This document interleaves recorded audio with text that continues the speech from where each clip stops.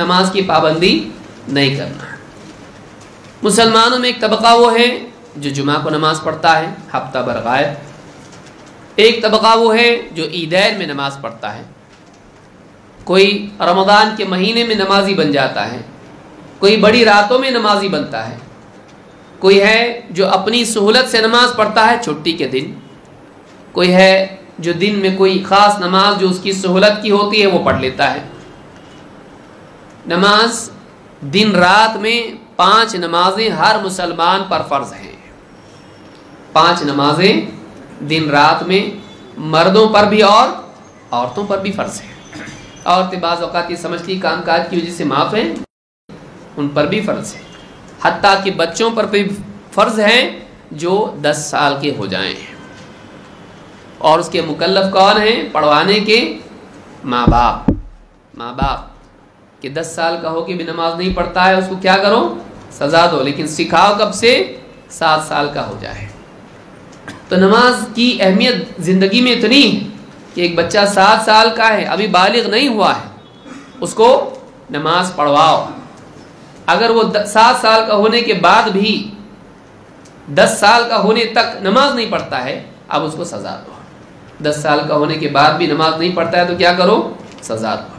یہاں آدمی 50-60 سال کا ہو جاتا ہے پھر بھی نماز نہیں پڑھتا ہے، آپ سوچئے اس کو کون سزا دے؟ 10 سال کا بچہ ہے اس کو بھی سزا دو اگر نماز نہیں پڑھتا ہے۔ تو حدیث اللہ کے نبی صلی اللہ علیہ وسلم کی آپ فرماتے ہیں 5 صلوات کتبہن اللہ علی العباد، 5 نمازیں ہیں جو اللہ تعالیٰ نے اپنے بندوں پر لکھ دی ہیں، لکھی ہیں کا مطلب فرض کی ہیں۔ فمن جاء بہن لم یضیع منہن شیئا استخفافا بحقہن، تو جو آدمی ان نمازوں کو ادا کرے، لم یضیع منہن شیئا، اور ان میں سے کچھ بھی ضائع نہ کرے، کسی نماز کو ضائع نہ کرے، استخفافا بحقہن، ان نمازوں کو لاپرواہی ان کے بارے میں، ان کے حق کے سلسلے میں لاپرواہی کرتے ہوئے ضائع نہ کرے، کان لہ عند اللہ عہد ان یدخلہ الجنہ، اللہ تعالیٰ نے اپنے اوپر اس بات کو لازم کیا ہے، اللہ نے عہد کیا ہے کہ ان کو، اس انسان کو جنت میں داخل کرے گا۔ ومن لم یأت بہن، اور جو انسان ان نمازوں کو ادا نہ کرے، فلیس لہ عند اللہ عہد، اللہ کے ہاں اس انسان کے لیے کوئی عہد، کوئی وعدہ، کوئی گارنٹی نہیں۔ ان شاء عذبہ و ان شاء ادخلہ الجنہ، چاہے تو اللہ اس کو عذاب دے، اور اگر اللہ چاہے تو اس کو جنت میں داخل کرے۔ اس حدیث کو امام مالک، احمد، ابو داؤد، نسائی، ابن ماجہ، ابن حبان اور حاکم نے روایت کیا، اور یہ حدیث صحیح ہے۔ اس حدیث سے بات معلوم ہوتی ہے کہ ایک انسان اگر نماز میں لاپرواہی کرتا ہے، پڑھتا ہے نہیں پڑھتا ہے، یا پڑھتا ہے تو سلیقے سے نہیں پڑھتا ہے، لاپرواہی کے ساتھ پڑھتا ہے، تو ایسے انسان کے لیے کوئی گارنٹی نہیں ہے، جنت کی کوئی گارنٹی نہیں ہے۔ اللہ تعالیٰ چاہے اس کو معاف کر دے، اللہ تعالیٰ چاہے اس کو عذاب دے۔ تو نماز کے بارے میں لاپرواہی سے آدمی جنت کے سلسلے میں مغفرت اور رحمت اور جنت کا عہد اور وعدہ اللہ کا کھو دیتا ہے۔ تو نماز کا اہتمام کر، تیرے لیے عہد ہے کہ جنت میں داخل کرے گا۔ نماز میں لاپرواہی کرے گا، اللہ تعالیٰ کی طرف سے تیرے لیے کوئی عہد نہیں، کوئی وعدہ نہیں، چاہے تو اللہ تعالیٰ تجھ کو عذاب دے، چاہے معاف کرے۔ یہ حدیث بہت اہم ہے اس تعلق سے۔ اللہ کے نبی صلی اللہ علیہ وسلم فرماتے ہیں ان بین الرجل وبین الشرک والکفر ترک الصلاۃ، امام مسلم نے اس حدیث کو نقل کیا ہے کہ بندے یعنی آدمی اور شرک اور کفر کے درمیان نماز کا چھوڑنا ہے۔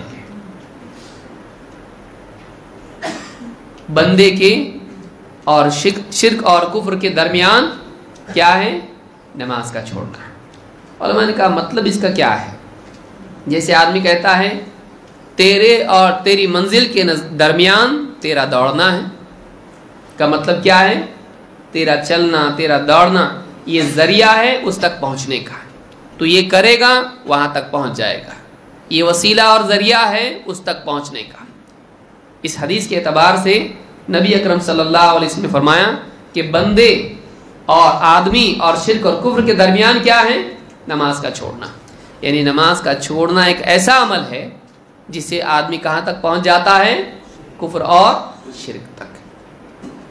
لہذا علماء نے یہ بات بھی کہی، اس میں اختلاف ہے علماء کا۔ بعض علماء نے کہا کہ ایک نماز بھی جانتے بوجھتے آدمی چھوڑ دیتا ہے، اسلام سے نکل جاتا ہے، کافر، اس کا نکاح ختم، اس کا اسلام ختم، اور اس کی بیوی اس پر حرام، اور سارے احکام۔ اگر مر گیا قبرستان میں مسلمانوں کے دفن نہیں کیا جائے گا، میراث میں کسی کا حق نہیں۔ بعض علماء اس کے قائل ہیں اور بڑے بڑے علماء ہیں، آج بھی عرب میں بہت سارے علماء اس کے قائل ہیں۔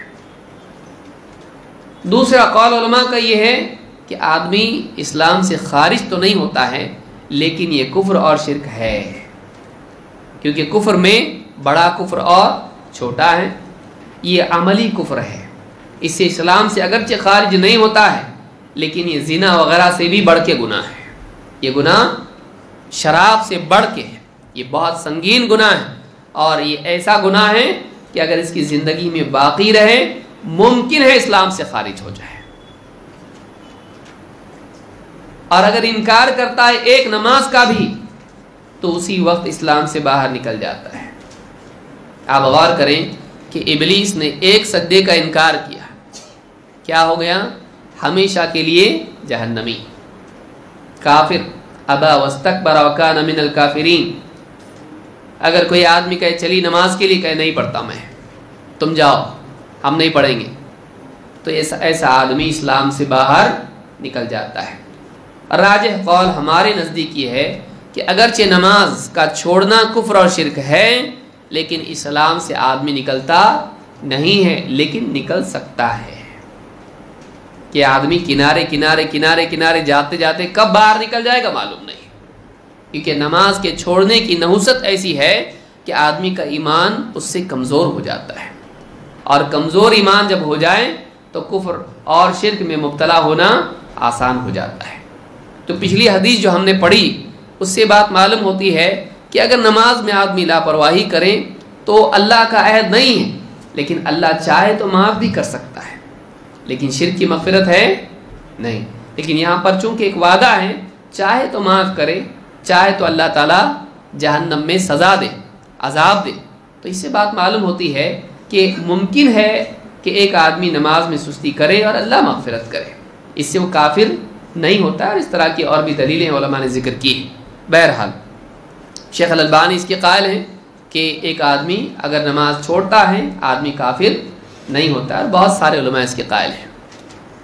تو یہ پہلی غلطی ہے جو نماز کے سلسلے میں ہے کہ نماز کا پڑھنا چھوڑنا، کبھی پڑھ لی کبھی چھوڑ دی، یہ نہیں ہونا چاہیے، بلکہ آدمی کو چاہیے کہ ہر نماز اس کے وقت پر ادا کرے۔